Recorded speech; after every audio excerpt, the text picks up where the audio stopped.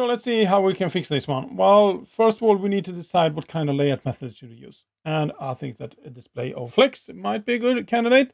And then, as we are supposed to do always mobile first, well, then we start with the one color layout. And then when we get into bigger screen, well, we can get the bigger layout. And how can we solve this in Sass? Well, let's go back to our editor and let's start right here. And let's start with the products like this.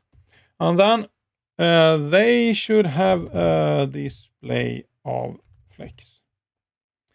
And then we probably need to use also a flex wrap of wrap like this. And then we have the images in this one, and this rule should probably go outside because you probably want this for every image on your site, but I added here anyway. So let's say that they should have a maximum width of 100%. That means that they will never expand outside their container. So that means that the images here will stop at the edge of the screen. So now we have that one, and now we could add for the articles, and they should have a flex basis of 100%, and they should probably also have, maybe we should do like this, let's write a flex instead, flex 100%. That means that they can expand and they can contract, but they will try to be 100%. So they can never be smaller than 100%, and that is what we want on the smaller screen. So then we could, within this one, we could add an at media. And this might look strange, but I will cover this. You will see what happens when we transpile this code then.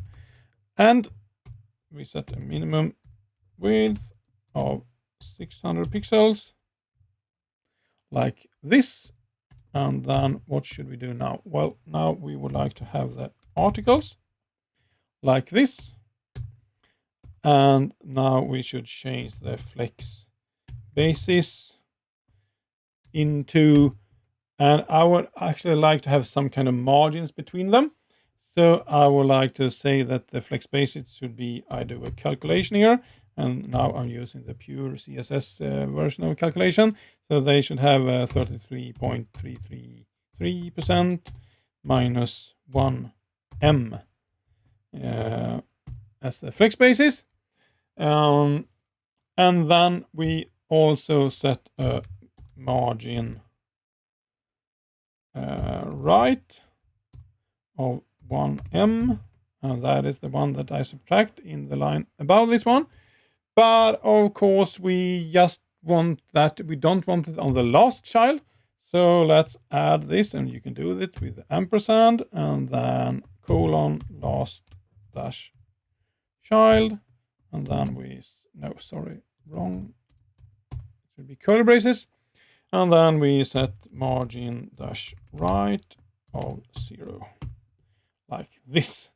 So now, if I save this one, now you see that the images goes into the same. They will never exceed the width of the browser. And this one doesn't want to get any smaller than that. But now if I start to make it bigger, you see that it goes into a 3-column layout, and then it stays like that for the very, very wide screen. So, and let's take a peek at Chrome, and it works perfectly well here. And you can see that I have no margin to the left side, and I have no margin to the right side, but I have margins between them. And now you can start thinking, well, 33% minus 1m, doesn't that mean that the flex basis will be smaller than 33% on all of them? And shouldn't we have kind of just on 2 places we have 1m? Yes, but we also have the flex and say that they can actually expand and be a little bit bigger if they need to. So that will kind of solve that problem. But what happens if we remove this 1m?